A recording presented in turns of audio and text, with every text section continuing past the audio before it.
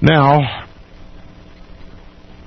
having concluded Richard Bennett's work, this is something that I have wanted to do for a long time, and there were so many other important things to do to kind of prepare my listeners for this book, this next book that I'm going to read on Inquisition Update. Now, many of you who are regular listeners will remember that about 2 years ago, I read a book by P.D. Stewart entitled Codeword Barbelon, The Sons of Loyola and Their Plans for World Domination. Codeword Barbelon is a 2-volume work. Volume 1 is subtitled The Sons of Loyola and Their Plans for World Domination.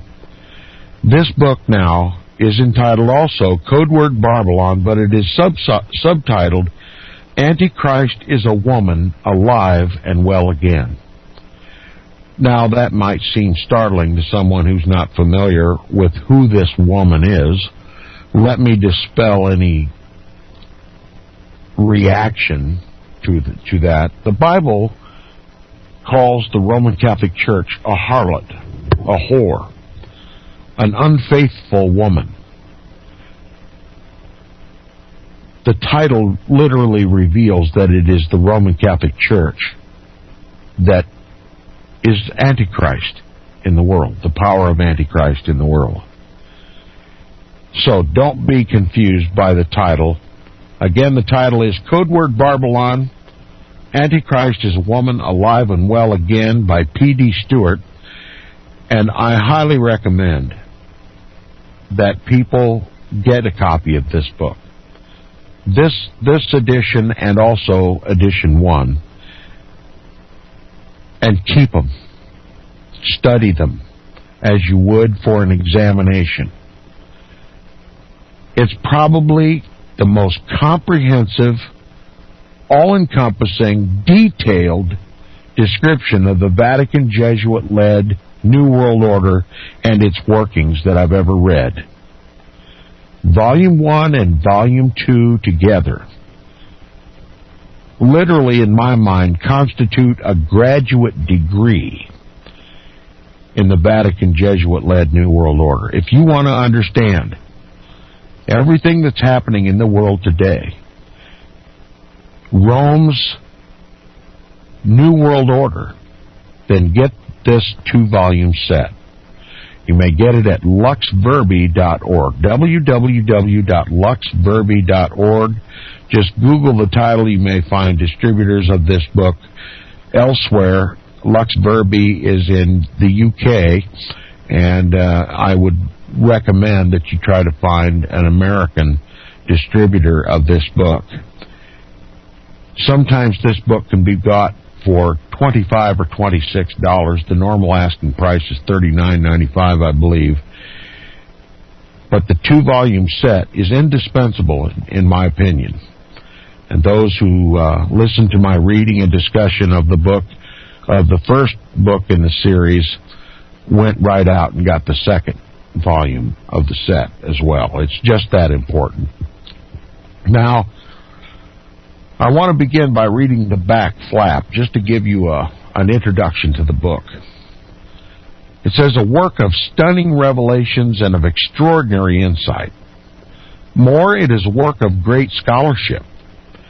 As has become his hallmark, P.D. Stewart writes in the most clear, precise, and compelling manner.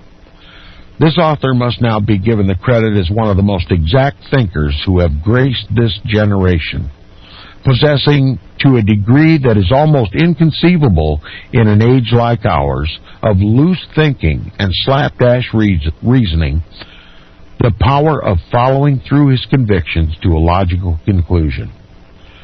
P.D. Stewart asserts that we are living under what has been called the greatest recession to sweep the world and to shake up all nations. In April of 2009, the world heard the official announcement of the New World Order by the leaders of the G20 summit. The focus of this summit was on what has been called the deepest post-World War II recession. The recession is predicted to result in the loss of 50 to 100 million jobs across the world. The United Nations has even warned of spreading violence and anarchy, global dislocations, hunger and disease, to such an extent that economic instability is now regarded by the British Secret Service, MI6, as more of a danger to our world than terrorism. But is all this economic chaos merely the result of thoughtless financial deregulation by the governments and the unscrupulous actions of the banking and financial cartels? Or might there just be more to all this than meets the eye? Could there be a mastermind behind it all? There is a prophecy in the book of Revelation that speaks of the creation of a new world order and a one-world financial system that will control who can buy and sell, so that they, quote, shall cause all, both small and great, to receive a mark in their right hand or in their foreheads, and that no man may buy or sell, save he that had the mark or the name of the beast. Revelation chapter 13, verse 16 and 17, abbreviated. In this compelling sequel to Book 1 of Codeword Barbelon, P.D. Stewart reveals Babylon, which he terms Barbelon, which means Antichrist, is really a woman. Yes, a woman. But who is that woman? And can the prophecies of the book of Revelation still be relevant to our world today? Said J. Philip Newman concerning the universal importance of popery, quote, the Scottish Highlander relies on his second sight, the Native American Indian on his dreamer, the Laplander on his sorcerer, and the African on his obeo men and women. The most polished people of antiquity confided in the oracular utterances of their sibyls. Men have studied all the phenomena of nature to ascertain the future. This universal desire supposes a latent belief in the human mind in the possibility of prophecy, unquote. In this second volume to Book 1, Antichrist is a Woman, P.D. Stewart does not spare his pen, but reveals it all. And to those who would think him too direct and harsh in his commentaries, he says, as did William Lloyd Garrison, quote, I will be as harsh as truth and as uncompromising as justice. On this subject, I do not wish to think or speak or write with moderation. No, no. Tell a man whose house is on fire to give a moderate alarm. Tell him to moderately rescue his wife from the hands of a ravisher. Tell the mother to gradually extricate her babe from the fire into which it has fallen. But urge me not to use moderation in a cause like the present.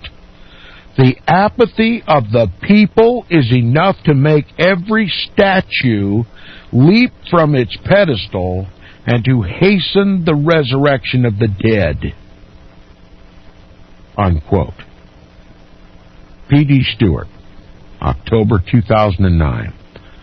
Codeword Barbelon, the second edition of the second volume of the book, subtitled Antichrist is a Woman, Alive and Well Again. Now I'm going to read some brief accolades about Codeword Barbelon 1. And I guess I'll do it after the break. I heard the cue for the break.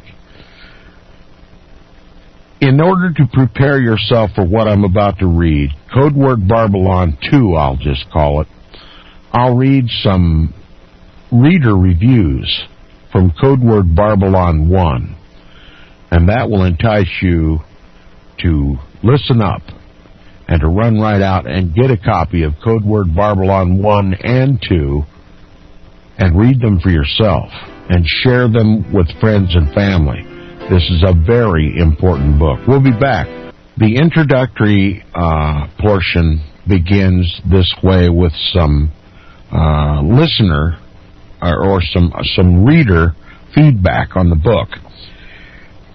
I find it valuable for my listeners to hear some of the feedback from Codeword Barbelon 1 in order to prime you for what you're about to hear in this book and to encourage you to get a copy of this book and follow along while we're reading. Here's what readers said about Codeword Barbelon 1.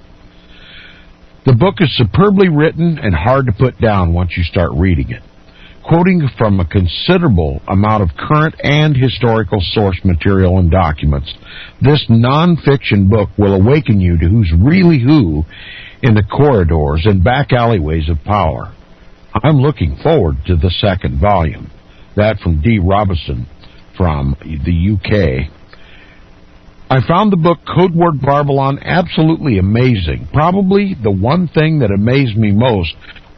Okay, I'm back on Inquisition Update. Sorry, we're having some internet congestion or something today that is interfering with my broadcast. My apologies to my listeners. It can't be helped. I will continue, if I may, to read some of these valuable assessments of the book by readers. It says, absolutely impressed. The book is extremely well documented, and it has become a resource for me in writing. My Codeword Barbelon book is only about 2 months off the shelf, but it looks as though I've been having it for 20 years because I've been through it, marking it, making notes and highlighting, earmarking pages, etc. I carry it with me everywhere, hoping to have a moment to reread all the juicy information. Thank you for having the courage to publish this book, and my prayers are with the company and P.D. Stewart for the second book. That from Karen Romero in 2010. Here's another reader review. I found this book compelling. It was chock full of historical information as well as providing a glimpse into what the future holds. It goes a long way into explaining many of the things that are going on in this world at present. I find myself frequently thinking of the things I learned through reading the book, and I'm watching the news now in light of what I now know. Thank you for publishing it. From G. Logan. Another review. This book is a well-written, thoroughly documented case of the movements and plans of an organization that is unscrupulous, cunning, deceptive, destructive. I couldn't recommend this book more. I look forward to book 2. That from L.J. Commune from Queensland, Australia. And here's a familiar review, very brief but concise. One-stop shopping. Tremendous book. If you want to know about the Jesuits, read that book. Tom Fress, Liberty Radio Live, the 15th of September, 2009. And if you're a regular listener, if you're a subscriber to FirstAmendmentRadio.com, you can go to the archives in the month of September, I believe, and you can begin listening to my reading and discussion of Codeword Barbelon 1. And as time permits and circumstances require it, some of those recordings will be re-aired on First Amendment Radio, and I hope you'll tune in and avail yourself of that opportunity, especially for those who don't have access to the archives. Now, another quote, meticulously sourced and referenced accounts of eyewitness reports, deeply researched, well-written account of the shadow history of our times. This stands head and shoulders above the crowd, a worthy successor to the tradition of Robinson, Paris, and Sherman. For those who enjoyed Vatican assassins, but thirsted for a more scholarly approach, I would wholly recommend. I, for one, am very grateful for this book that has broken the silence. And I hope it's not too long before the silence is broken yet again with Volume 2. That from Pastor Carl Pete. Another one, this book of 550 pages is the best book on the dark history of Jesuitism I've ever read. That from Lou White, and many of you will recognize him as the author of the book Fossilized Customs.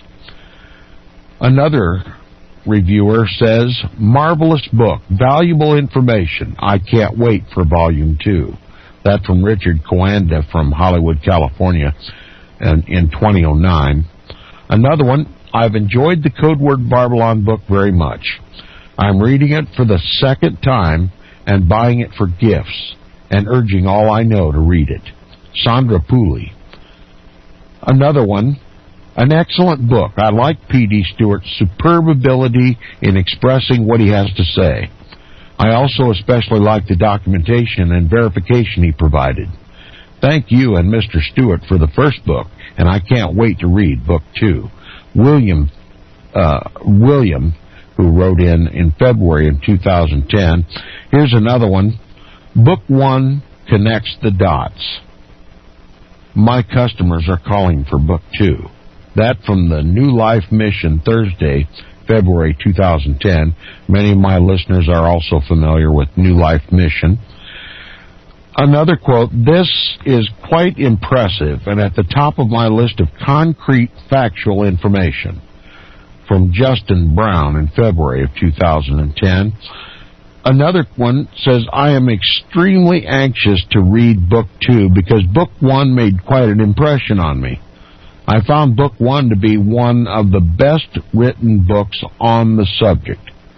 Thank you, from Mr. Flores.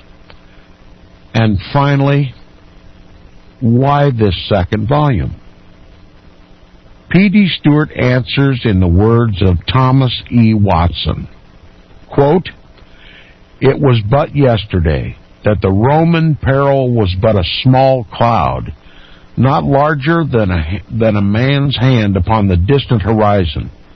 Now it is the storm cloud which threatens to engulf us. It's the Vatican Jesuit-led New World Order. It's not a mystery anymore. It's understandable, observable, and it's upon us. The Vatican Jesuit-led New World Order.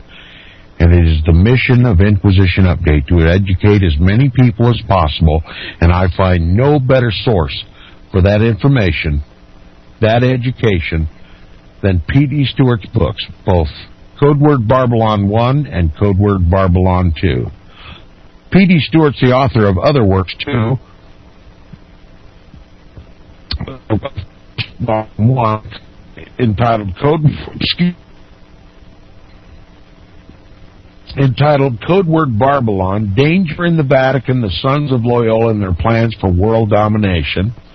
Another book, The Real Truth About Priests, and that was published in 2011. Another book entitled The Gospel of Judas and Gnostic Christianity, an unauthorized guide to the Da Vinci Code. You may get all of these books at www.luckburby.org. P.D. Stewart, great author, a knowledgeable author, and one who never minces words. I love this man for the way he writes, the authority with which he speaks, the volume of the documented works that he cites in this book to prove every assertion that he makes. He's a very scholarly writer, and I'm sure that if you'll regularly listen to Inquisition Update, you'll see for yourself. Now, I'm going to begin by reading the foreword of the book. It begins with a quote from Plato at 300 BC. Those who do not take an interest in public affairs are doomed to be ruled by evil men. The author P.D. Stewart begins, we place in our hand, this is the foreword to the book. He says, we place in your hands a work of unparalleled importance, profound in insight and extraordinary scholarship. P.D. Stewart writes in a clear, precise, and compelling manner, penetrating to the heart of his subject. Indeed, much care and attention has been bestowed by the author in this edition of his second treatise, Antichrist is a Woman, being the sequel to Book 1 of Codeword Barbelon. In the prosecution of a purpose which is not polemic but factual, the author has undertaken a task not agreeable to most, but which, in keeping with his promise in Book 1, he proceeds to perform. And he does so in calm and judicial temper, giving cogent and compelling reasons for the startling propositions he advances, so that those who may at first believe the alarm to be groundless may nevertheless yet be convinced. Following upon the success of his earlier work, Codeword Barbelon, the author must now be given the credit as one of the most exact thinkers to have graced this generation, possessing an acuity to a degree that is almost inconceivable in an age like our own, of loose thinking and slapdash reasoning, and the power of following through his observations and convictions to the logical conclusion. The keenness and forcefulness of his thoughts, his clarity of expression, his genius of intellect, and his trenchant criticism one can only admire. Among other subjects, the author reveals the true forces behind what has been called the greatest recession to sweep the world and to shake up all nations. Stewart asserts that, quote, we are living at a time more momentous than that of the advent of Ignatius Loyola and that of Luther, viz., that the scenes are shifting in the great theater of the world, and that the final act is being played out on the American stage, unquote. In so doing, he brings to the attention of his readers once again matters of infinite and practical importance. The issues, he says, they are visible behind the scenes to those who have eyes to see. Change, he says, is in the air, and the apocalyptic visions are soon to be realized. One of the omens of this apocalypse, Stewart contends, is that we are facing this great recession that is sweeping all before it, shaking up all nations, and that all the desperate attempts to stem the tide, including several multi-billion-dollar bailouts, have so far failed to hold back the waves of recession. So much so that Pope Benedict on July 7th of 2009 called for a new world political authority to manage the global economic and to regulate national economies. But, quote, is the financial meltdown mere chance, an accident, or is there more to all this than meets the eye? Why are world events spinning out of control? Why do the explanations we hear from our government officials seem so unreliable?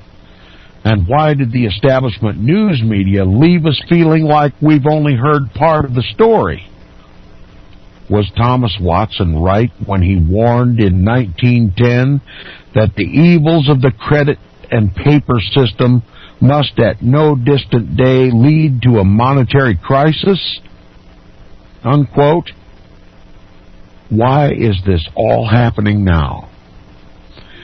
P.D. Stewart contends that the end result of the global financial crisis will be the establishment of a one-world government that will control, quote, who may buy or sell, unquote.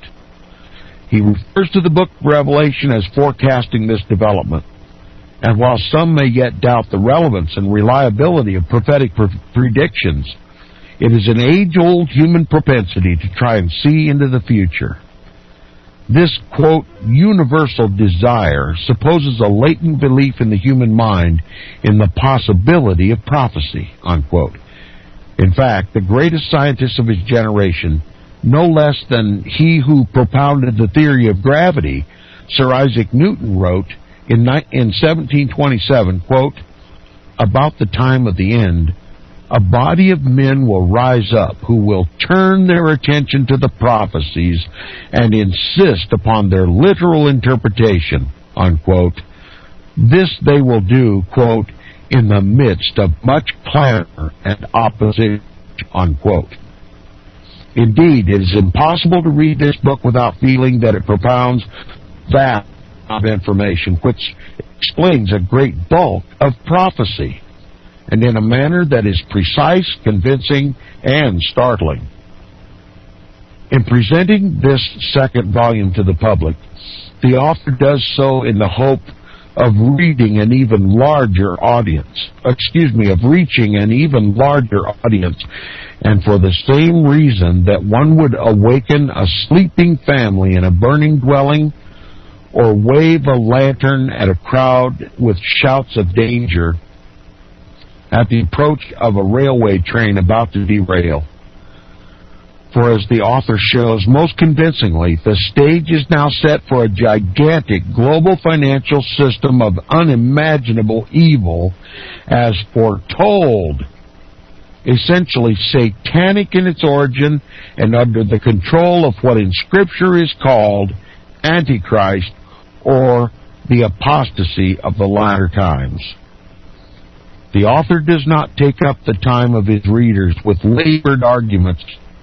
Rather, he gives, quote, an array of facts that were never before condensed in so narrow a compass, or so well adapted to show that there are, in Antichrist, all sorts of bitter, poisonous ingredients and iniquity, the depths of hell itself, unquote. This work confirms P.D. Stewart as a shrewd observer, profound thinker, and an able writer. He treats the panorama of the minutest detail from to the common troops in the battleground and uses vivid but varying objective he delivers his message with picturesque but devastating effect. We recommend this book without hesitation as a book for the people, a record of facts, well attested, burning facts, which cannot fail to convince the incredulous, arouse the indifferent and lukewarm, and inspire every lover of truth in this country, to quote Sperry. Indeed, we venture to say that this book will do more than that. It will send a barbed harpoon through the heart of the beast, which we hope will inflict a fatal wound never to be healed. That's the foreword. Now, the author's preface of the book. This is Chapter 1, Codeword Barbelon 2. Begins with a quote from the book of Ezekiel 3 and verse 17. Son of man, I have made thee a watchman. Therefore hear the word of my mouth and give warning, unquote. And yet another quote, a very brief and unattributed one, it is, the Philistines are upon us. And yet one more quote, and I saw another mighty angel come down from heaven, clothed with a cloud, and a rainbow was upon his head, and his face was it were the sun, and his feet as pillars of fire. And he had in his hand a little book open, and cried with a loud voice, as when a lion roareth, and sware by him that liveth forever and forever, that there should be time no longer. And when he shall begin to sound, the mystery of God shall be finished, as he hath declared to his servants the prophets. Revelation chapter 10, verse 1 through 7. Now, the beginning of chapter 1. Beneath the surface of the seas, men are busy in the wonderful submarines. Thought speeds over the cable thousands of miles along the ocean's bed. The diver works as securely under the vessel as the engineer does in the hold of the ship. On the surface of the earth, travel skims at bird-like speed. Overhead flies the airship. Marvelous inventions have recreated the physical world, and a man who died 50 years ago would hardly recognize the habitat which he left, were he to return.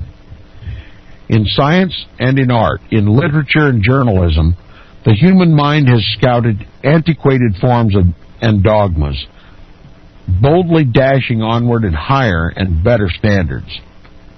Quote, "Yet in this age of colored photography, of the talking machine, of electric lights, of the motor car, the airship, and the printing press, of the moving picture, superstition is seated upon her ancient throne, with the cowl of the monk on her head, the silly gibberish of the Dark Ages on her tongue, and the implacable ferocity of the Inquisition in her soul.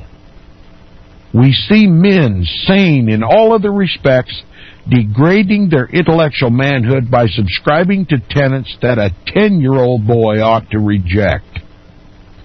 Quote, in the radiance of the 20th century, nay, the 21st century, we see paganism in full bloom, encouraged by presidents and kings.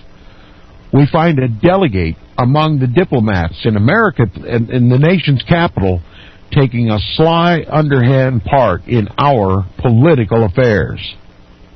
Unquote.